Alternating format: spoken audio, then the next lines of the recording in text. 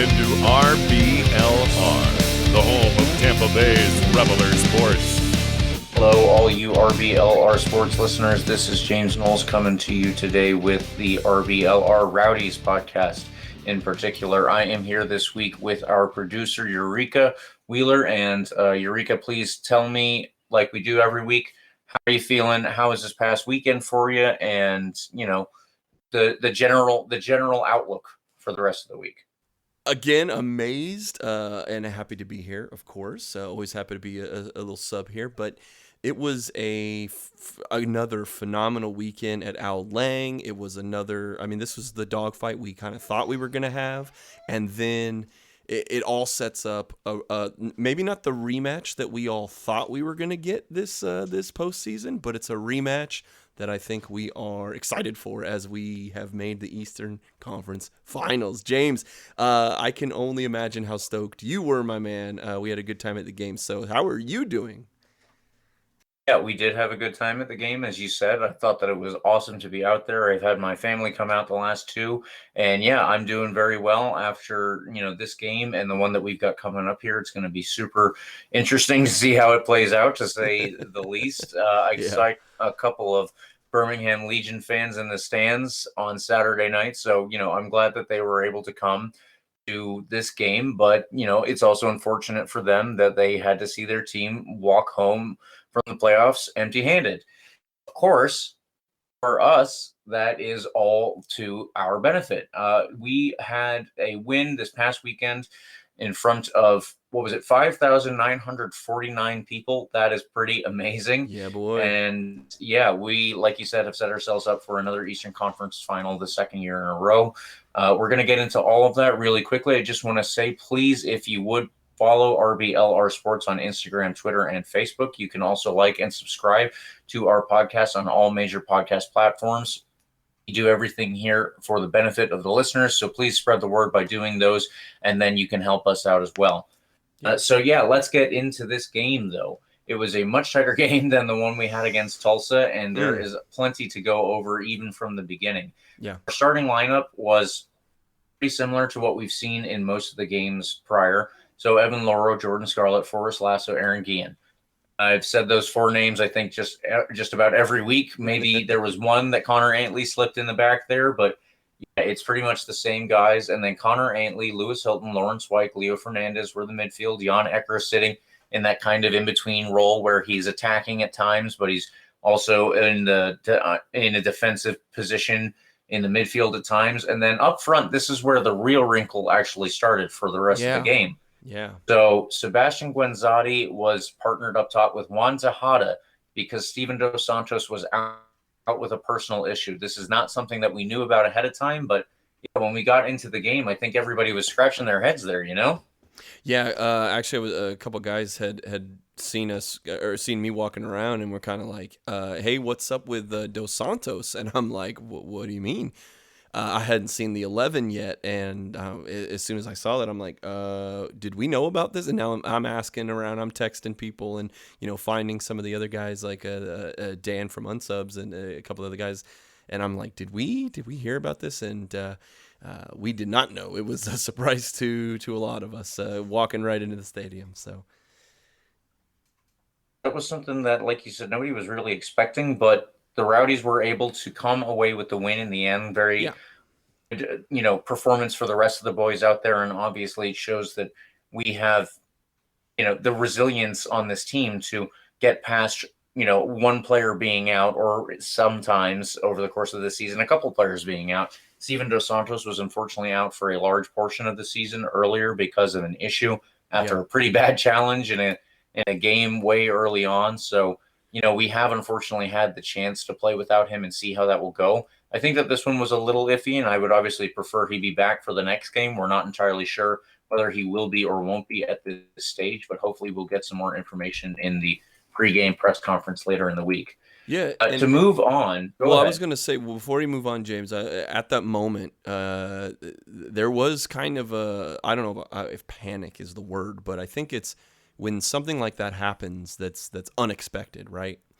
I think it changes up, or maybe I'll ask you as the question here, did it change up what you were expecting from this offense? I mean, we knew Birmingham was going to be defending, first and foremost, but now we've changed, taking that target man out. And we had spoken last week about, they got some tall guys. They got some guys that can mix it up front. So Dos Santos was going to be vital. So what were you, as soon as you found out that Dos Santos wasn't going to be in the 11, not even on the bench, what were your thoughts on what the Rowdies were going to do offensively?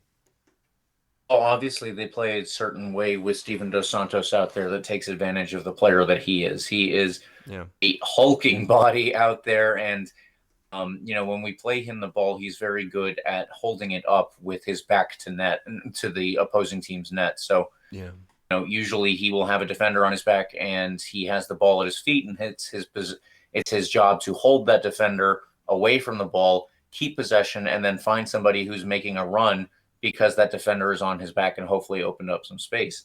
If he's not out there to do that, then we're going to have to change up the way we play, because there's nobody else who does it quite like he does, or at least can do it for quite as long as he does, because I think Lucky can do that, Lucky Mkosana. I just don't think that he is a player who will last a full 90 minutes at this game, at this level, most of the time. So ultimately, we didn't see Lucky, and we did see Juan Tejada from the start. So we have to, expect that they're going to play a little differently. And we did see that. Juan Tejada was, his usual self, where he is boundless energy, running around all over the field. I think that there was, if there was a blade of grass out on the field that he didn't touch, then it was in extreme pockets of the field, because he was absolutely everywhere else. We have to change things just based on the players that we have out there, and in this case, the players that we don't have out there. So Sebastian Guenzati wasn't able to play off of Steven Dos Santos the way he has been for most of this season, and that also incorporates the play of the wing backs, Connor Antley and Leo Fernandez in this case, because they often will use the all of the players that have to go into Steven Dos Santos to mark him, because like I said, when he gets the ball, he can hold several people off of it. Yeah. But when he is out there, usually all the defenders will swarm towards him, and that will leave a lot more space for those players to move down the wing. And this is actually something that I have in my notes. I think that you and I discussed this when we were watching. There was much less space down the wings for Connor Antley and Leo Fernandez to get into their positions that they would usually find themselves in, and then whip in these dangerous crosses. Yeah, I think you whether or not they expected Dos Santos to be there or not, I think the game plan was to attack the Rowdies' space on the wings and take away the crosses no matter what, and just maybe the Dos Santos availability was played right into that game plan, but it didn't, as much as the space wasn't there on the wings, the Rowdies still, from the get-go, from the first minute, had, I think, an attacking mindset, and they didn't have the first 15-minute lull, I guess. To me, there's always this like spot in the first half where the Rowdies sort of give up possession, and they, whether it's they need to wake up before something happens, or they go out and play really hard, and then there's kind of a blowback or a adrenaline dump or something that happens in the middle of the first half. But in this case, they came out firing, and so whether the chances were in the middle or on the wings, they played really well and got a lot of chances right off the bat. I mean, was that something you thought you were going to see out of Birmingham? I mean, they didn't play last week, so they had fresh legs, and but they, as much as they didn't want to sit back, they definitely got it taken to them in the first 15. Yeah, I would agree with that. That was actually something that Neil Collins brought up in the post-game press conference, was that, he thought that we were, as he put it, carving them open in those first 15 minutes and getting some really good chances. The notes that I took and the notes that you took, we both brought that up. Yeah. In those early moments. I think it was the 5th minute where Lewis Hilton, this was one of the good crosses that we did get off on the day. Like I said, there weren't as many as, certainly not against Tulsa, but there weren't as many usually as the Rowdies would even get in any other game. There was one where Lewis Hilton had the ball and he played it very long over the back line. I think that they had been sucked in a little bit, and they made sure not to let themselves get into that position again afterwards, it seemed. But for this one, Connor Antley was able to chase the ball all the way down to the end line. He put in a cross, and then Tejada was on the end of it. He actually miscontrolled it, and the ball fell right to Jan Ekra, who got a very dangerous shot off, and then the goalkeeper, Matt Van Okel, for Birmingham was able to push it wide, and then it was ultimately cleared. But yeah, all of those things came into the play in the first 5 minutes there, and then right after that, there was a very good corner, because off of this corner, which had actually been saved in the first place, there were at least two shots after the first clearance that were very, very dangerous. Lawrence Wyke had one of those shots that actually bounced down into the ground, and then it looped up over everybody. And I think at that point it was cleared right off the line. Yeah. And, when that one was cleared, it fell again to Ekra Guillen, who got a shot off, but that was blocked a little farther away. So, yeah, those were two very big chances early on, and those all play into, what Neil Collins had noted and what you yourself had noted. But yeah, I think after that, as you said, the Rowdies do tend to maybe at times not necessarily take their foot off the gas, but you have to adapt to the way the other team has actually adapted to you. So as I said, that one big ball over to Connor Aintley, who crossed it in, Birmingham made sure that they were, cutting that angle off, and they weren't really allowing such a ball to be played over them again. They didn't want to have any chances like that, for the rest of the game. And this is another thing that Neil Collins pointed out in the post-game press conference. Very interesting statistic that I did not know until then. They actually, Birmingham Legion, that is, they were actually the second best team defensively in the whole league, obviously only behind us. So that is something that I was unaware of until that moment, and it is something that I think is very obvious after watching this game, that Birmingham have some very good defenders out there. They are very low in terms of the goals that they've allowed on defensively, and I think that the players that they have back there really showed why they are also good at this position. And I think that it has been a pretty good consistency for this back line for Birmingham. So Matt Van Okel is their goalkeeper. He has had some fame in this league, doing very well for championship and playoff teams. Mikey Lopez at left back, Fanul Kavita and Alex Cronali as the two center backs, and then Jonathan Dean as the right back. I believe that those have been, regulars for Birmingham, and they have definitely held themselves up and, shown themselves to be very good at this level. And I think that the Rowdies getting all of those chances early on was a good start. But then obviously when Birmingham themselves change so that they can deal with the way that the Rowdies started the game, then the Rowdies have to do their own changes and make sure that they're not giving the ball away in dangerous positions either, which was very good to see that they did not do that. I'm happy that, the Rowdies were able to possess the ball at the back. That's what they kind of moved into afterwards. And Neil Collins brought that up as well. Tactically, when you don't have the space that you have even at the beginning of this game, let's say, then you have to start doing other things. And they did possess the ball a lot more before they tried to find other chances in other areas. Yeah, I think Jonathan Dean, it's a guy that I had focused on last week, and I think that he did a really good job holding down Seba and Leo Fernandez on the outside too. Really was a key part of them being able to keep the ball out of the net, because the Rowdies just, especially in this first 15 to 30 minutes here, I mean, it's just peppering the goals. I mean, you had brought up that amazing Connor Aintley cross after a remarkable effort to get it on a long ball.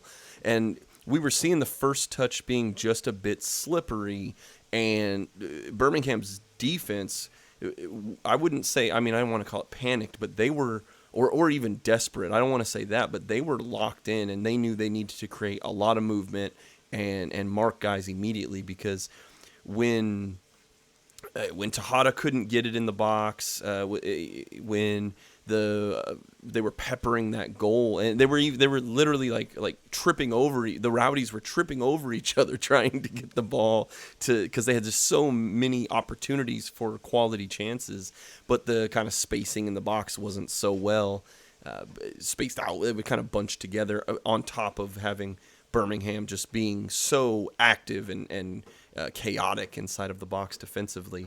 But like we've both kind of mentioned, this little bit of a tactical readjustment by Birmingham created offense for them, but ultimately it was toothless. The Rowdies we're able to pretty much just, I mean, the back three, I mean, Guillen was amazing this whole game. Scarlett, Lasso were just, their shape was amazing, watching them just control where they're flowing side to side. And really that's sort of where Birmingham was trying to create chances, is kind of on the sides, and immediately dispossession, moved the ball back down the field, and the Rowdies were still creating chances even if they weren't owning possession. I think that, Van Okel, too, you had brought him up. Good chances that were stopped by Van Okel. I mean, Lawrence Wyke flicked a cool little cross. You looped it over, and Leo just he had a shot. He had an opportunity, and just couldn't get quite all of it to get it by Van Okel. Yeah. And just a few minutes later, Wyke again was dribbling at the top of the box, and their defense was just collapsing inside the box, knowing that basically since we do not have Dos Santos, they're basically forcing us to do these crosses and maybe get a header on the backside, just like the Wyke play earlier.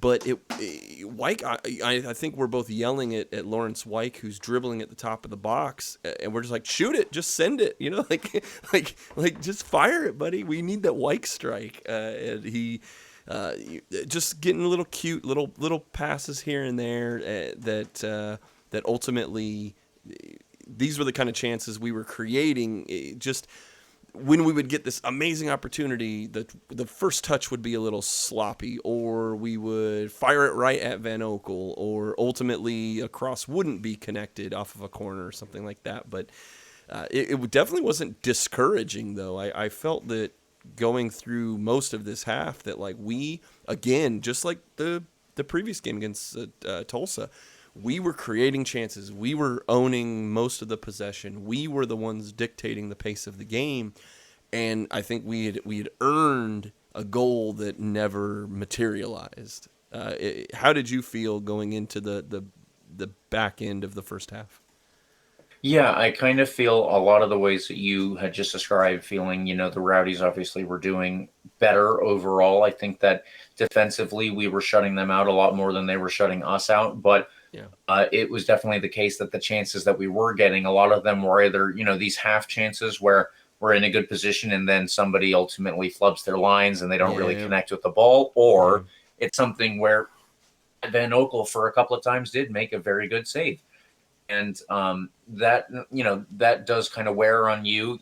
Is it something where you're like, okay, is it going to come? Is it going to come today? Are we going to get this goal? But ultimately, I think with this Rowdies team, we have been in this position so many times that they are wearing somebody down, and ultimately they do get the goal. So really, I didn't start to worry in that sense. What I did wonder about is whether or not they could hold Birmingham off in the attacking sense, because as Leo, our usual host, would love to say, the thing is when you don't score on the other team, then they come back and they score on you. So in this case, I just wanted to make sure that eventually we get that. I think it was going to come, but the thing that we have to do is continue to hold them out defensively. And that was really never a big concern. Now, they did have some players out there who were doing very well. I think Anderson Asiedu, this is another player that you had mentioned in the preview for this past game. He was all over the field. He was another one who covered every single blade of grass out there, and he was just trying to make sure that the Rowdies didn't have a chance to breathe when they got the ball. He was very successful at that, but he couldn't really get anything to turn into a very good chance for Birmingham moving forward. He did spray a lot of balls around to try and find good passing options, and I think that ultimately those were broken down because we were so organized defensively. And to that end, I just want to point out Ekra Guillen here. He was somebody that you mentioned. He did very well on the night.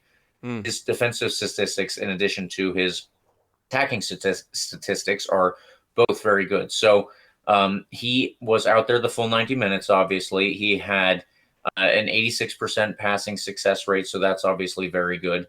And, it's something to note when it is a defender who, a lot of his passes are going to be sideways as opposed to moving forward. But still, you want to make sure that that's a very high number if that's the case.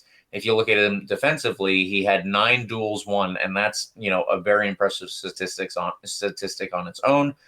And he also had 4 dribbles succeeded. So that's another thing going for him.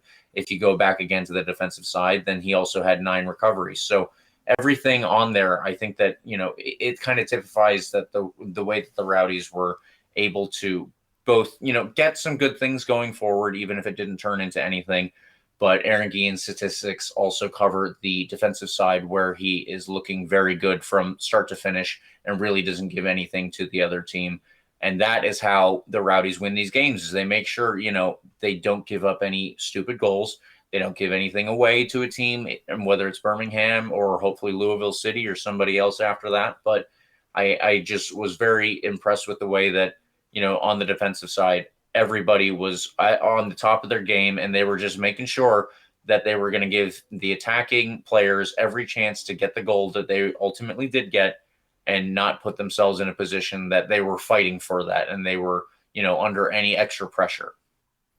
Yeah, and I think the Guillen was a central point in the kind of offensive firing, like just it's a barrage of activity towards the end. I mean, in the 37th minute, Ekra gets across from Ekra Guillen and makes a header that unfortunately goes right to Van Oekel, but it was, again, one of these plays that they've been able to generate.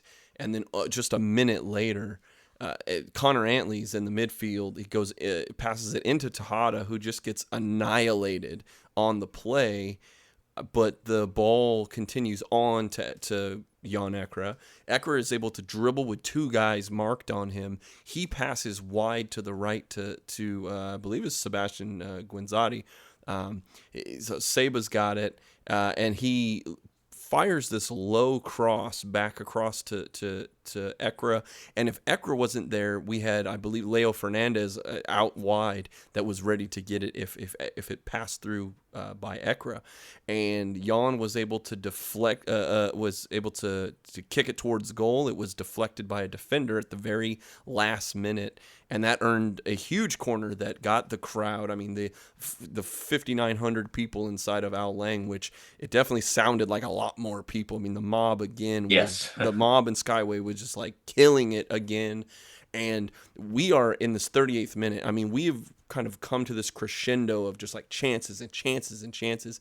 And then they make this amazing run, earn a corner, and ultimately that did not go in. But there was just a feeling of the we were ready. I mean, we had just been built up at the end of this first half, where it was like, we're going to do this. Like, maybe there's an adjustment to make, but really, like, we are the better team. We have created the better chances. We have deflated their offensive chances. And now it's just a matter of time before this war of attrition goes down, and we've got 45 more minutes to do that. So, yeah, that's about the way that I saw it. All right. Yeah, I was going to say, what you tell me. What did you see? I mean, of course, Guillen was amazing. Antley was creating things. Juan Tejada, I thought was doing really well, long balls to him in the beginning of the half. But I mean, he was out there trying to be the fox in the box, man. I mean, he was doing a great job. And how did you feel like that last few minutes right before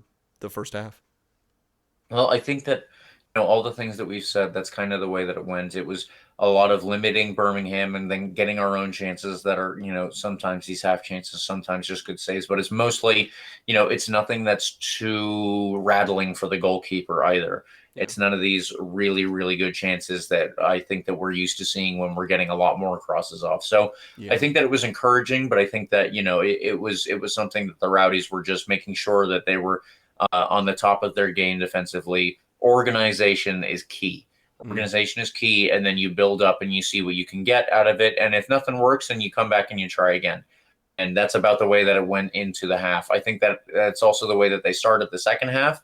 It was relatively similar to the final couple minutes there, and they were making sure, again, Birmingham did have plenty of the ball, did have plenty of nice passes and plays with it, but they did not really turn that into anything that was going to trouble Evan Loro any great deal. He had a couple of saves to make, no doubt, but it was nothing that was really terrible for him to deal with. On the other hand, we did get a chance that actually looked really good earlier on in the second half, where Jan Ekra had the ball and he was carrying it forward. He laid it off to Connor Aintley. Connor Aintley then takes a couple touches. He ultimately gets his second assist in 2 games when he plays it in. When Jan Ekra gets the ball at his feet, it actually takes a little bounce, and he's got to react super quick because he's got a defender on his back and the ball isn't already fully under his control.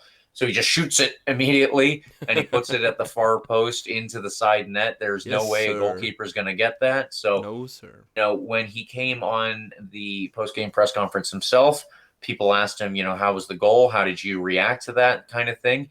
And his response was just that in that situation, you have to be as quick as you can because there's a defender on your back. The ball is already bouncing. You just can't take any time. You might as well have a hit. And boy, did he have the perfect hit.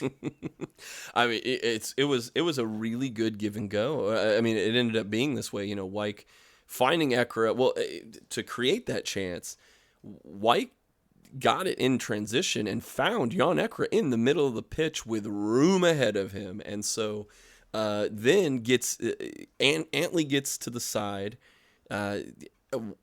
Wyke's able to get it to Antley, and then Ekra just gets one touch to set it up, one touch to put it by, and even Van Oekel just falls down in amazement and just exasperation, I guess, because it's like all this hard work that they have done, and they definitely worked really hard to stifle the score sheet, but even after all that, it only added up to a 1-0 deficit. So right before that goal, though, I think we were just wondering, like you had mentioned it earlier in the show about, like, we're just worried about the counterattack. We're creating all this stuff, and then they maybe get one shot, one goal, right? And coming in the first 5 minutes of this half, Jordan Scarlett slips right on the sideline. Birmingham gets on the counterattack, but Lewis Hilton makes a really good play to hustle back and make a recovery, and Forrest Lass was able to clear it. And then Birmingham had just, at 1 minute before the Ekra goal, they had just had what I think was their best chance of the game. We had 4 different Legion members inside of our box. After some wild dribbling around, Nico Brett gets the ball wide open with Ekra Guillen crashing. And Guillen just was able to just get into the way of Brett, who was a very accomplished goal scorer, right? And fortunately, Nico was able to send it over the top left goal post and out, far into the mob and away from the outstretched hands of Evan Loro. So that's what we were going into, is just before that Ekra goal. It was pretty tense, and they had some of their best opportunities that fortunately came up short. But, I mean, I think after they scored that goal, though, the Rowdies kind of smelled blood, right? I mean, we kind of kicked it into overdrive, and, as much as Asiato's working really hard, like you had mentioned earlier, I mean, at this point, the Rowdies are just creating even more. It's hard to say it broke the seal, but it's like, no, the Rowdies, I don't think they thought one goal was enough to bring it home. So they definitely did not shell up and defend a 1-goal lead. They went on the attack even more. Yeah, I definitely noticed that as well. I think that, they were unlucky to have turned any of those extra chances into further goals. I think it would have been great, not only for the fact that I had predicted a 2-0 win, but, you can't always get what you want, including the Rowdies getting, more goals to secure themselves in a winning position here. It was definitely the case that, the Rowdies were able to turn it up, and I think that there were only 2 subs that the Rowdies actually brought on afterwards, and I think that part of that might have been Neil Collins hedging his bets in case Birmingham was able to get a better chance and turn that into a tie that would ultimately go to overtime and possibly penalties. But obviously none of that came to fruition. It just turned out that the Rowdies had a couple more good chances. Birmingham didn't really have any more that, pushed Evan Loro to his absolute limits. I think that there were a couple of calls here and there that you and I were complaining about. It was much better than the week before against Tulsa. At the very least, we can say that. But That's yeah, accurate. the It's final accurate. the Yeah. final yeah, the final 30 minutes of the second half were not quite the case of holding on. I would say that would not be the accurate Yeah. assessment of it, but the Rowdies held on by possessing the ball and Correct. putting themselves in good positions. It was not Yeah. with their backs against the wall, fighting everything they have. It was a case that they felt comfortable enough. They wanted to get something more out of it that unfortunately never did come. I mean, even in the last 10 minutes, you have Lawrence White hustling to create his own breakaway chance. Unfortunately, went wide. But then you had, I think, I mean, I guess good foul on Birmingham's side. But in that 88th minute, Aaron Guillen's pushing wide open with nothing but space ahead of him. And since he has nothing ahead of him, he has Eli Cronali, who had just come in as a sub, behind him, pulling on Superman's cape, just like literally outstretching the entirety of the resistance of that lycra or whatever the jerseys are made out of. I mean, it's a full on. I mean, he's just dragging him almost comically, and he on purpose, he just did it and walked as soon as the whistle was blown. He just walks right by, like, "Yep, I did that. What you gonna do about it?" Of course, Guillen is just like livid. He's yelling at the ref, who already has the yellow card pulled out, and it's like, yellow? We have a wide open space. I know he's right at midfield, and a lot of things can happen. People can close in, but the Cronali in the moment just was beat by his man, was getting beat, though it was going to get beat another half of the pitch, and decided to just, short of tackling Guillen, just pull on his cape until he could not run any longer. It was just, I know the fans were going crazy. Guillen is going livid. I can only imagine what Neil is thinking, because you have this 1-0 lead late in the game, and the Rowdies just keep attacking. They attack, and here you go, another great chance, just poof, up in smoke. Yeah, I think, like you said, everybody was frustrated by that. I understand why the referee went only to the yellow card as opposed to a red card. But I would have to say, for that one, it was the case. Eli Cronali, obviously, the guy's beat. Aaron Guillen has speed on him, let alone the space that Eli Cronali had to make up to catch him from their starting position. So I think that that was essentially his only chance at that point to make sure that the play didn't go and turn into a big chance for the Rowdies to put them up 2-0 and completely close out the game. Eli Cronali took it. He took his yellow card, and then that's that, I suppose. But yeah, it's definitely very frustrating when you see stuff like that happen in a game where there's so much on the line. Yeah, I get it from his perspective as a defender who's been, your season's about to be over. This is the playoffs, and either you win or you face the shot where you are going home. So here you go. If you go down to another goal, you're not going to have any chance to come back. You might as well take the foul and take your card. And if it's a red card, even at least it gives your chance the team to go back and level the game at 1, but that did not happen, obviously, afterwards. And I think that might have been part of the reason why we saw so much cheering from the players and even Neil Collins himself after the end of the game. I don't know how much of that you saw, Eureka, but I loved sitting where we were in the section behind the supporters, because Evan Loro, as soon as the final whistle blew, went up and grabbed one of the advertising boards and started shaking it as he was screaming at the fans out there. And then Neil Collins went over ultimately after everybody had shaken hands, and he's doing the same thing, just screaming as loud as he can at the fans with his hands up. It was so cool to see how into it they were, and I think that definitely came out of the frustration of the last couple minutes.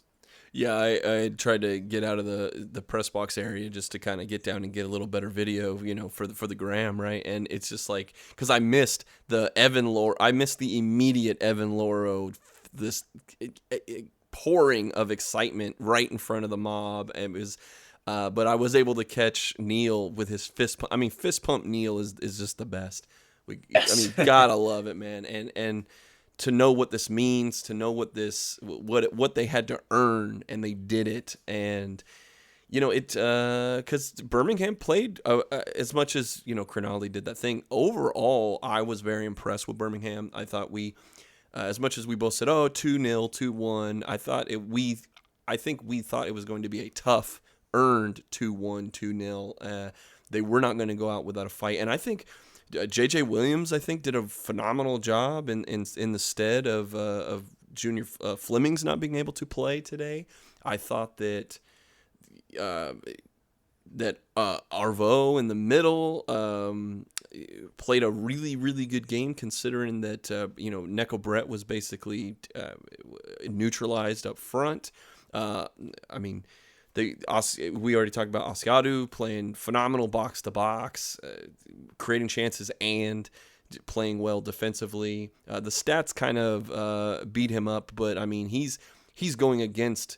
Jan Ekra is having such a good statistical game. I think is deflating Asiado's rating overall. If you look at his stats, you kind of say maybe in the box score he doesn't seem like he had a great game, but in person. It would have been more of a blowout if it wasn't for his really good defensive play. So I think this is the kind of win, though, that the Rowdies needed, because Tulsa 6-2, as much as it was really like a 3-1 victory, they really had the whole game from whistle to whistle. And in this match, it was a dogfight. This was the playoffs. This was what I think we're going to expect going forward, with an even better opponent coming up next week. And it's one of those little things. We could talk about the playoff format, but Birmingham or Pittsburgh were going to come into this game being a tough defensive prospect for the Rowdies as the number one offense to battle, and they passed the test with flying colors this week. Absolutely. And that will only lead us, obviously, into the next game. Yeah. Where we have another very tough opponent coming up here. But before we get that, I want to do our man of the match. Naturally, okay. That is something that we will do every week here, and this week will be no exception. So I think that everybody has a good shot of guessing who I'm going to pick for my man of the match. He's a player that I've been talking up all season, and a player that I'm only too happy to see actually get on the score sheet and put his name there when, he had shots earlier in this game and has had several shots over the course of the season that ultimately did not go in despite his best efforts. But I have to give it to Jan Ekra after, so much hard work out there, game in, game out, every week. And he comes back here and he gets not only the goal, but the game-winning goal. So, yeah, he has got to get it from me. And Eureka, what did you think of the game in terms of man of the match? Who won it for you? Ekra, man, you have been his champion on this podcast for sure, and rightfully so. His play has been stellar, and this was by far. I said it to him in the post-game press conference. I said, no matter what statistic you want to bring up, like you had a really good game today, and the guy that I think. He didn't score up on a score sheet. He didn't show up on a score sheet, but Ekra Guillen, I've gushed about him already on this podcast, but he plays the whole 90. He even had a shot, but you're talking good passing, great defending, and just overall part of that back three. However, if you look at Dean on his side, was a non-threat offensively.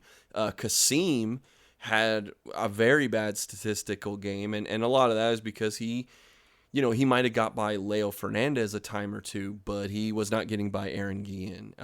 That whole side, Lapa on that side, if Brett was trying to move over, everything got shut down in Ekra Guillen's basically no-fly zone, right? He was, right. He wasn't having it. He dispossesses, he does all these things, and very cleanly, and he wins all of his duels. 100% of the 9 duels that he had on his side were victories for Mr. Guillen, and that's the kind of statistic that's going to push me over the edge to say, like, if we don't do a clean sweep with Ekra, very slightly, I'm gonna pick Guillen just to showcase both of these amazing players. And I think that's perfectly fair. Ekra Guillen is another player that I love to highlight when he has games like this. He is somebody that I have tried to bring some more attention to over the course of the season. But, it's such a good team, obviously, that it's hard to focus on any one guy.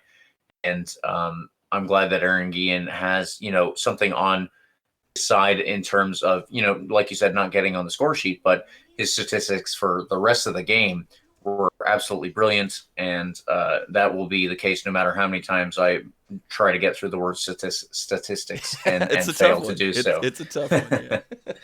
But that'll do it, I believe, for our questions and our analysis section. There is one quick Twitter question that we have here, and then we'll move into our hot takes. So, Eureka, do you want me to read that, or will you go through that? You know what? Let me take this. So on Twitter, and of course, you can ask your questions. We put out a few hours beforehand. Please give us your questions, and if you ever have them, whether it's match day, the post game, anything, you can use the hashtag #AskRBLR or just tweet us at RBLR Sports, and we will always try to make your question fit inside of our coverage here. So it was a fun one we got this week. It was from Manal Patel. He said, "Can you explain how Iron Brew became the drink for the Rowdies?" He says, "I love it. I just don't understand." And I think as we've seen, 6,000 people, or sorry, we saw 6,200 people last week. We saw almost 6,000 this week. And we had some celebrities. We had Titus O'Neil in attendance this week. We have a lot of newcomers and people that haven't been part of this supporters experience. Could you explain for some of the first timers the Iron Brew? Yeah, so our coach, Neil Collins, as everybody is aware, is a Scot. And if you go through and, try to experience some of the Scottish culture, one of the things out there that you will see that you probably won't see in too many other places is a soda called Iron Brew. So this Iron Brew is bright orange. It comes in an orange and blue package, and it's a very distinctive thing. It's something that if you see it, you'll definitely, your eyes will be drawn to it. And who else's eyes were drawn to it but every reporter that was in the press conferences for Neil Collins prior to this season, because I haven't seen him have it too much this year, but very frequently, Neil Collins would have an Iron Brew at his press conferences, and that's what he would be drinking. So, as it started to spread from the people who were on the press conferences outward to the fans who listen to their podcasts or read their articles or whatever the case is. Everybody started picking up on this Iron Brew being something of a good luck charm, I guess. And now all the fans are buying it. I think that there's some controversy about exactly what it tastes like. But I do have an article lined up about the proliferation of Iron Brew through the fandom here. When the season is done, I want to get some more, information before I put that out there. And there will be an in-depth whenever that ultimately does come out. But the very quick version is Neil Collins loves it. He's trying to get everybody on the team to drink it, he says. That was one of the things that he told me in the press conference after the game was that, they won't listen to his recommendations for music. So he's just trying to get them to at least take up Iron Brew. And no luck yet, I think, in the team. But we do have it, obviously, throughout the stadium at this point, or at least throughout the tailgate beforehand. Yeah, it's amazing. It tastes like magic. It doesn't taste like orange soda, like it, even though the color is the color of orange, like iron, like rusty iron. But it is phenomenal, and you can get it. Not all the Publixes, but a lot of the Publixes have a British subsection in their international foods, and that's where I pick up mine, and it's where a lot of the mob and the Skyway casuals will pick theirs up. So each time we advance, grab yourself some Iron Brew, get it on ice, and I know that Neil, whether the lads want it or not, there's going to be some Iron Brew cracking open if they happen to win one more game at least this year. So. Yeah, so that is the short version of how Iron Brew spread through the team, and like I said, look out for that article when the season is over. I will be putting it out at that time, but.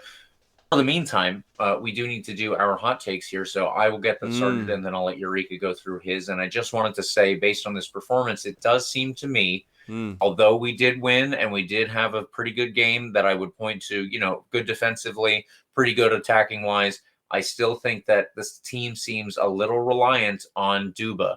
I think that him not being there was a possible problem, and if he continues to be out, it might make it a little harder as the rest of these playoffs go by. So that is one thing that I do want to see is an improvement when Duba is not out on the field, because he obviously can't be there every single game. We saw that over the course of the season when he had an injury and then this personal reason that he was out for the past game. I just want to make sure when we don't have him, we have somebody who can play in his role, or barring that, we have somebody who can come out there and play a different role that the Rowdies also know how to play well and win with. Yeah,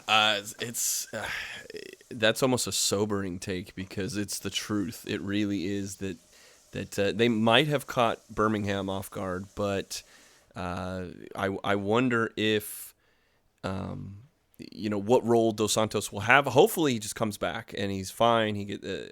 It's all good. But if Louisville City has a week to prepare without a target man for the Rowdies up front, then a close game is going to be even closer in the margins. So without him, we do play a lot of crosses. We're relying on headers and breakaway chances. But with him in there, he clogs up the middle, just like you said. So my hot take, I guess, it kind of goes into that, which is like, much like last year, the Louisville game will be a dogfight in the middle of the field, and we cannot allow them to control possession. Last year, they almost had, they had over a 2-1 advantage in terms of possession. We got better, though. They may have regressed a little bit. So now, if it's a 50-50, we really need to own a 60-40 at least. If we have the ball and we are owning it the way we have this entire playoffs, and for this entire year, it's the way that we attack.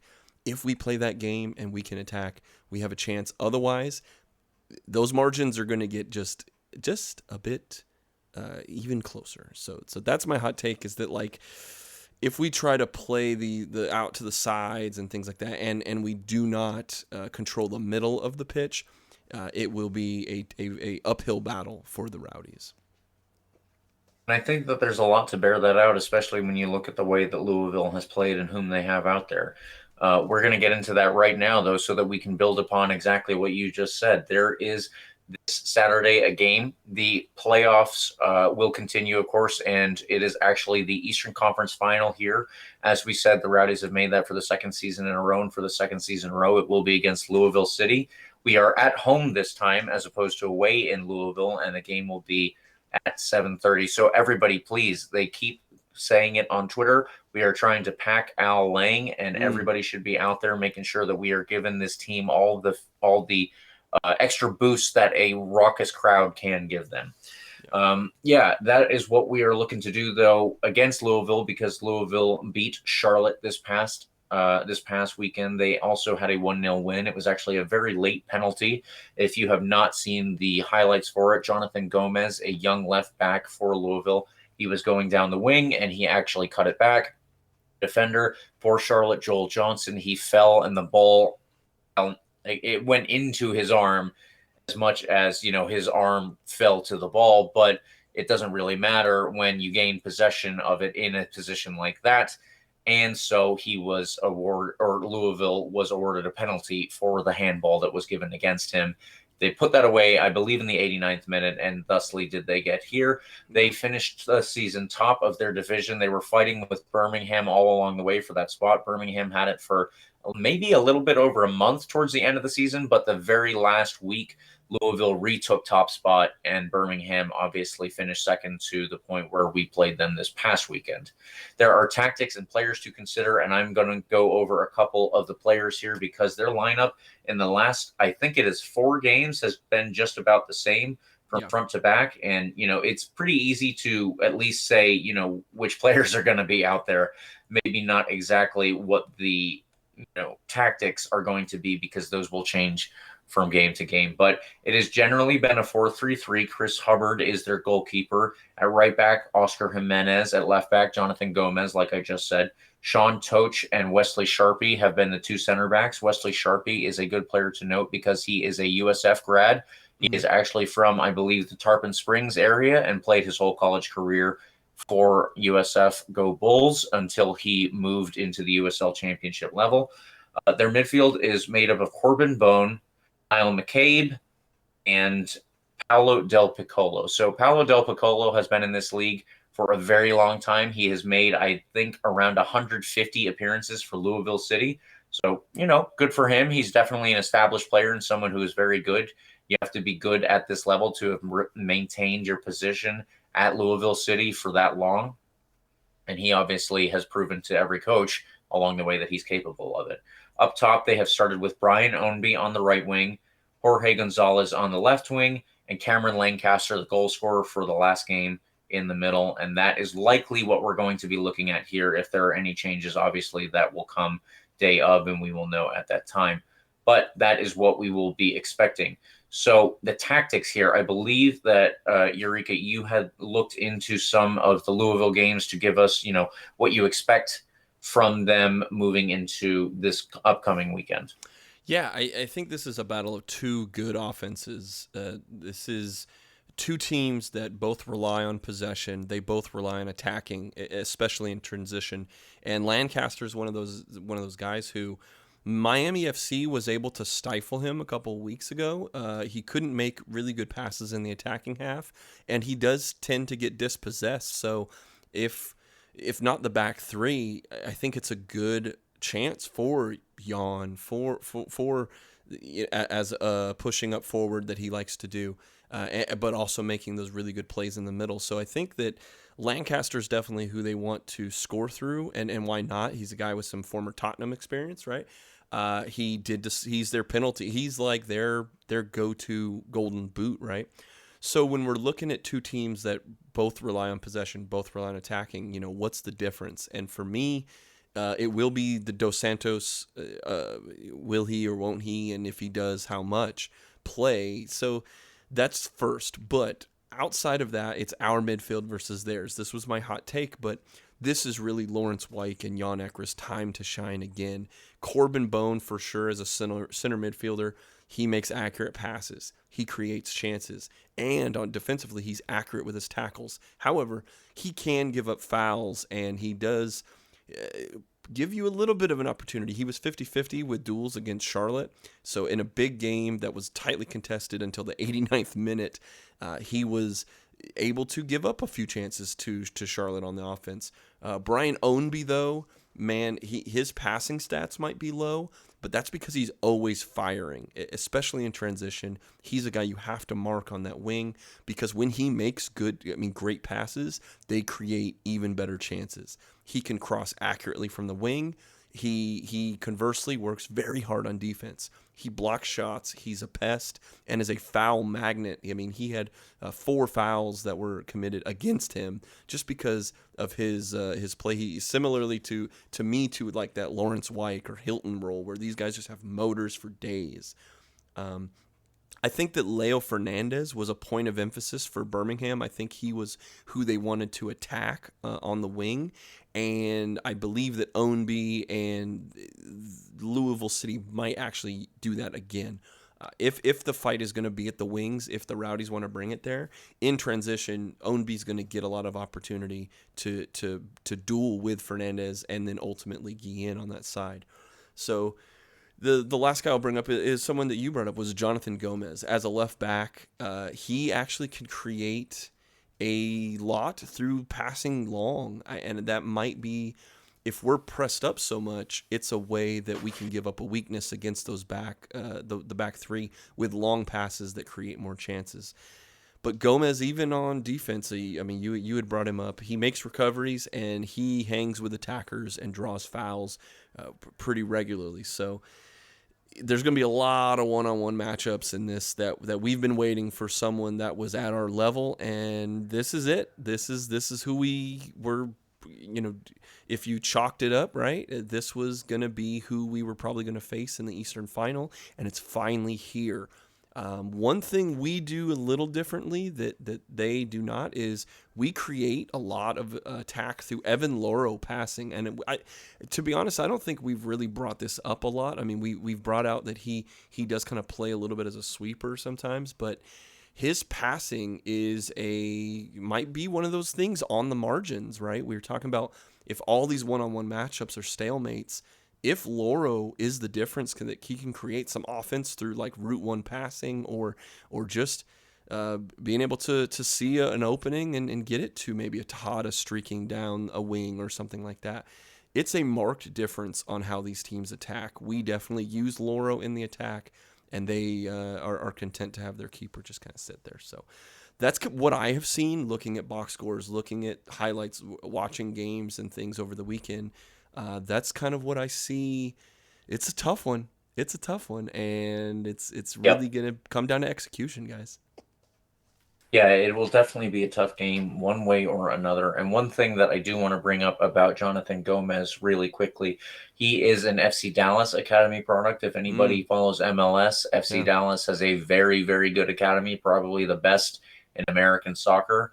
He joined their academy actually at the age of 12, and then he ultimately went into their USL League One team, North Texas SC. He played a couple of games there, but he didn't want to sign with MLS because MLS doesn't have the best track record of selling players to European teams. So he joined Louisville City, where he could get some games in and make sure that he was, advertising how good of a player he is, but also allow himself to sign for a European team as soon as he turned 18. That actually is lined up now because he turned 18 in September, and when the transfer window opens in January, he will be moving to Real Sociedad in Spain. So he's obviously a very highly rated left back, and he's somebody that both the U.S. and Mexico are looking at in terms of an international player. He's definitely somebody that we're going to have to keep an eye on for all of those reasons that I stated and that you stated. So that should cover everything for our preview here. The only thing that we have left to do is get our predictions in. Get your predictions in here, because this is going to be our last chance before the game. Eureka, would you like to go first, or would you like me to jump on that? Sir, you almost nailed it last week, so why don't we just go ahead and let you go first, sir? Okay, well, I'll take almost as long as it allows me a chance to go first here. So, I think that this is going to be a tighter game. Definitely do foresee, a couple of chances both ways and possibly a goal both ways. So what I'm thinking, I do believe that the Rowdies have it in them to win it, and I think that they will, do so not handily necessarily, but get themselves to the position where they are over the hump that is Louisville City. I am going to predict a 2-1 win. Wow. Look, both teams, amazing offenses, good enough defenses to get them to the final. In the Rowdies' case, the best defense. I believe that this will be a very, very, very tough fight, and that's why I think the Rowdies are going to win and move on to the championship with a 1-0 win. It's going to take everything. It's going to take for 90 minutes. And plus stoppage time. But at the end of the day, there's going to be a lot of dust kicked up, and when that dust settles, it's a 1-0 victory. Iron Brew for the lads. I'm excited for this game. I'm excited for our prospects, and I'm excited to have my prediction come true, James. Yes, I would also be excited if your prediction came true, because that would mean a 1-0 win. But I think that one thing that we should take the time to note here is that the two teams left in the Eastern Conference are more than likely going to be the win. Whoever wins that, they have the best shot at winning the league here. And that is going to bring us into our final segment here, our one more segment. Yeah. Because we want to quickly hit upon what's going on out in the Western Conference. San Antonio handled RGVFC this past weekend. I believe it was a 3-1 win over the Rio Grande Valley team. Yeah. And, everybody that saw that game expected that San Antonio would beat them, just like they expected that Phoenix would beat RGV. But San Antonio actually went and did the job.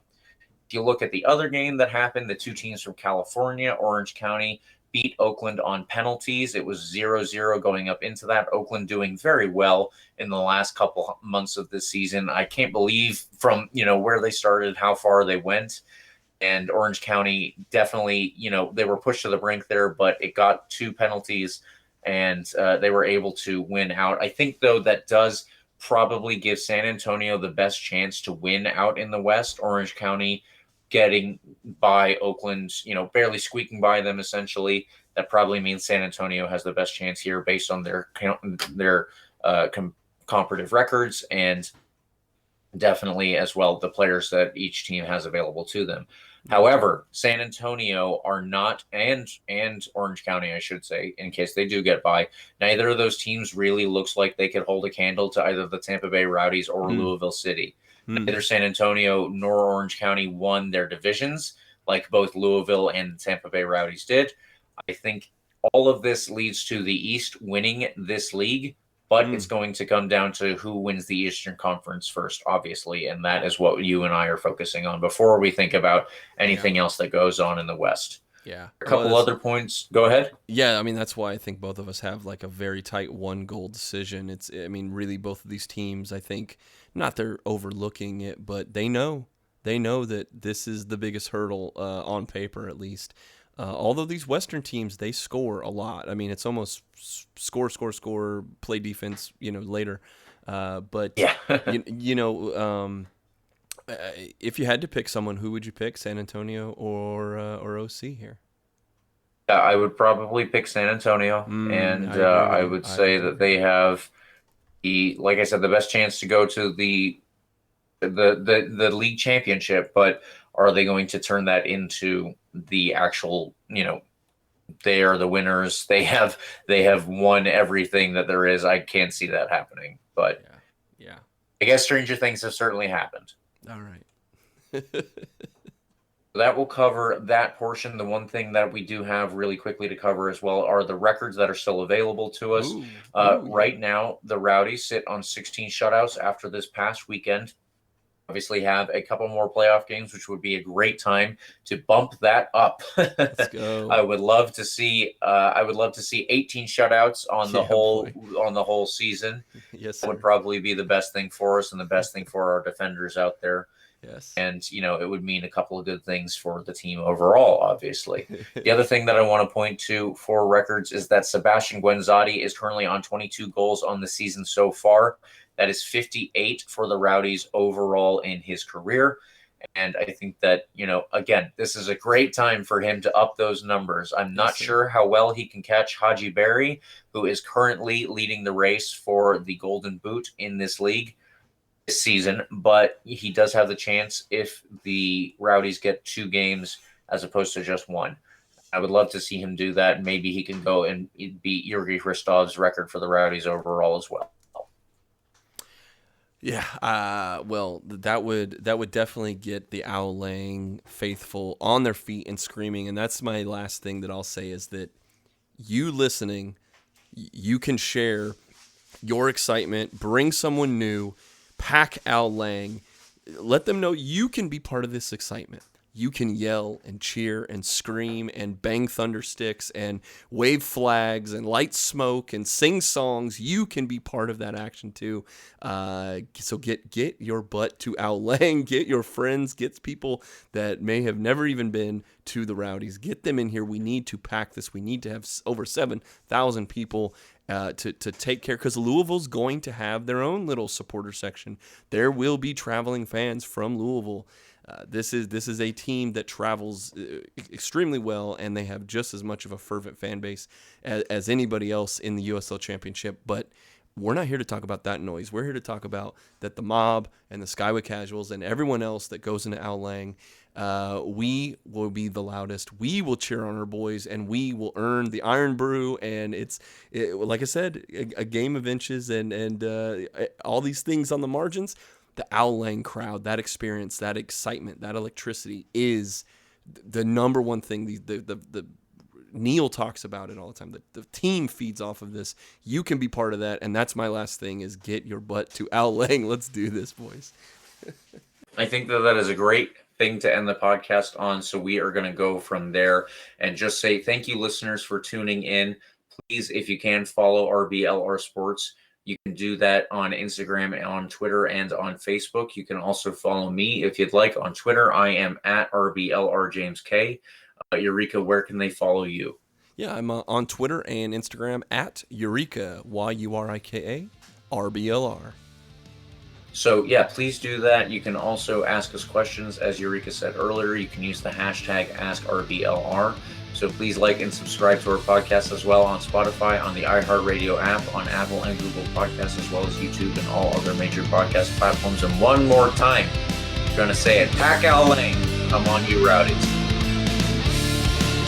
Thank you for tuning into this presentation by RBLR Sports. On your way out of the stadium, please remember to like and subscribe.